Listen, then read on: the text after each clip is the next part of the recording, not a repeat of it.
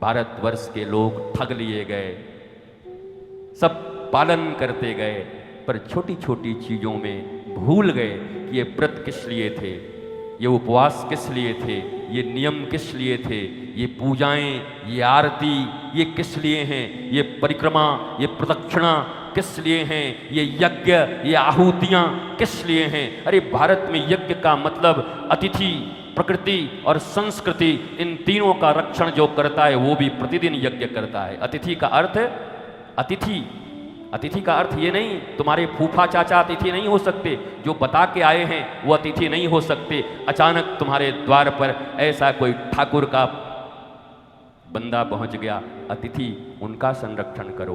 प्रकृति भीतर की भी और बाहर की भी। जीवन में इतनी लकड़ियां तो पैदा कर लो, मरने के बाद जितनी लगेगी।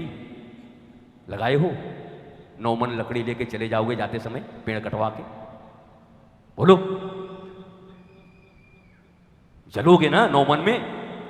लगाए हो पेड़ तो जितने में जाओगे उतना तो लगा जाओ। तो प्रकृति का संरक्षण करो। भीतर की प्रकृति क्या है? ये 6 वृत्तियां, nature, habit is the second nature. तुम्हारी आदतें ही तुम्हारी प्रकृति बनती हैं।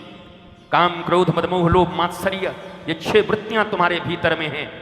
महावीर की तरह इनको एडजस्ट करना सीखो। और बाहर की प्रकृति, अतिथि प्रकृति और संस्कृति, संस्कृति क्या है? अपने यहाँ का खान पान, अपने यहाँ के वस्त्र, अपने यहाँ के रीति रिवाज, अगर इनका संरक्षण करते हो तो संस्कृति का संरक्षण हो गया। तो ये भी यज्ञ है, तो ये यज्ञ करो। कोई जरूरी थोड़ी कि यज्ञ तुम अग्नि में ये डालोगे तभी हो। तुम बैठे बैठे यज्ञ कर सकते हो।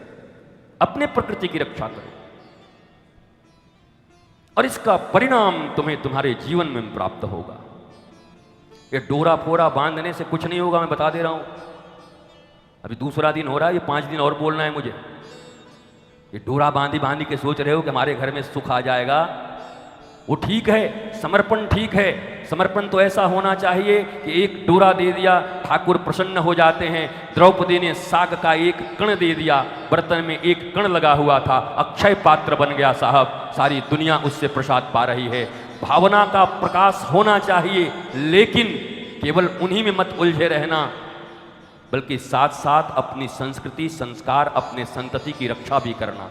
अपने बच्चे को अगर सही संस्कार दे दिया, सच कहता हूं, तुमसे सुखी परिवार, मोहल्ले वाले जलेंगे तुमसे, गांव वाले जलेंगे, और ये उनका परिवार, उनके बालक तो अद्भुत हैं। सुबह सुबह उठ के ऐसा वेद का ध्वनि करते हैं, माता पिता को प्रणाम करते हैं, उनकी वाणी में इतनी मधुरता है। अरे वो 2 रोटियां खा के भी उनके चेहरे पे मुस्कुराहट रहती हैं, कहीं टेंशन और डिप्रेशन उनके परिवार में नहीं है। सारे लोगों के आइडियल बन जाओगे, हीरो बन जाओगे। एक प्रश्न तुमसे करता हूं, तुम पिता हो, तुम्हारी तस्वीर लगा करके क्यों नहीं कहते? अगर उनसे कोई पूछे कि तुम्हारा हीरो कौन है, रियल हीरो, तुम्हारा आइडियल कौन है, तो अपने पिता की फोटो लगा के कहें मेरे पिताजी मेरे सुपर हीरो हैं। तुम्हारे हीरोइन कौन है, नायिका कौन है? बोले मेरी माँ मेरी नायिका हैं, उन्होंने मुझे संस्कार दिए हैं। क्यों नहीं वो तस्वीरें लगाते? क्यों भट्ट फटका लगा के बैठे हैं? भट्ट फट बोलो। जब तुम्हारे बच्चे ही तुमको अपना हीरो नहीं मानते, तुम्हारी संतानें ही तुमको अपनी आइडियल नहीं मानते, तुम्हारे संतानें अपने कमरों में गंदी गंदी तस्वीरें लगा करके तुम्हें चिढ़ा रहे हैं, किस बात के लिए मां और बाप बने थे?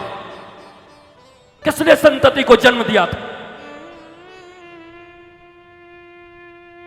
संस्कार न देना था तो संतान को जन्म क्यों दिया?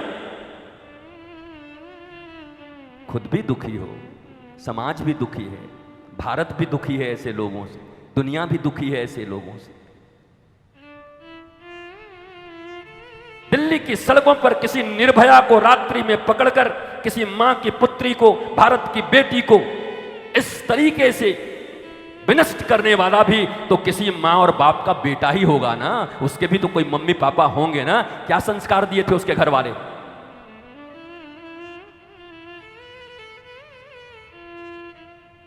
केवल अपनी संतानों को बिगाड़कर तुम अपना परिवार बर्बाद नहीं कर रहे, समाज को, राष्ट्र को, पूरी मानवता को तकलीफ दे रहे हो।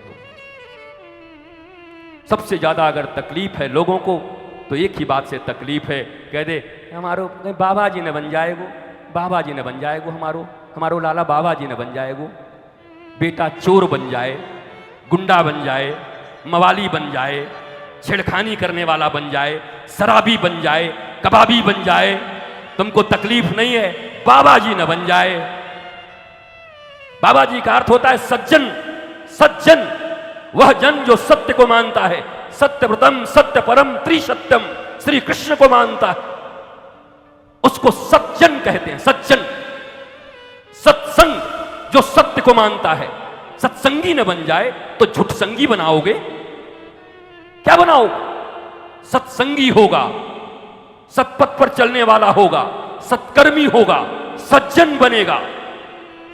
सत्य शब्द का अर्थ ईश्वर, कृष्ण, बलराम, राम, ईश्वर के जन, साधु, संत, गुरु, आचार्य चरण, क्यों नहीं उनके अनुगत्य में उनको रखते? किसी आचार्य चरणों में क्यों नहीं देते अपने सुपुत्र को? नहीं देते। छोटा है महाराज जी, अभी पढ़ रहा है, थोड़ा बड़ा हो जाएगा तो देखेंगे, बड़ा हो जाएगा तो देखोगे, वो तुमको देख लेगा। कितनों को देख लिया उन्होंने। इस देश की सबसे बड़ी समस्या अपने ही बच्चों को पाल पोस कर बड़ा करते हैं, विवाहों में इतना खर्च करते हैं, बहू लाते हैं, कार्ड बांटते हैं, ज्वेलरी खरीदते हैं, सारे गांव को निमंत्रण देते हैं। आज मेरे यार की शादी है, बैंड बजवाते हैं, और जब वो आ जाती है 2-3 महीने में सास और बहू में जब ऐसे हो जाता है तो कहती है ये जब से चुड़ैल आई है हमारा घर बर्बाद हो गया। हमारो लाला तो हमको बहुत प्रेम करतो, या चुड़ैल को, या चुड़ैल आए गई कहां ते पतो ना है। तो इतनो खर्चा करके चुड़ैल लाई थी कि बहू लाई थी? बैंड बजवा के चुड़ैल लाई, बोलो।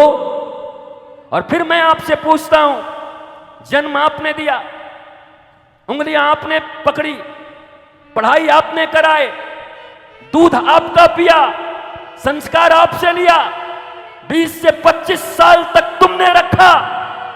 20 से 25 साल में ऐसे कौन से संस्कार दिए कि 3 महीने में कोई आकर के तुम्हारे प्रति उनकी भक्ति को तोड़ गया? क्यों नहीं जवाब देते? गलियों में शिकायत करोगे, गांवों में निंदा गाओगे। 25 सालों में तुमने क्या संस्कार दिए? तुम्हारा लाडला, तुम्हारा लाल और तुम्हारी लाली तो ऐसी होनी चाहिए थी कि मुझे इससे कोई मतलब नहीं। क्या उसका एक ही भाषा होता? क्या भाषा होता? न खाता न बही, हमारी माताजी और पिताजी जो कहें वही सही। क्या हैं ऐसे संतान आपके पास?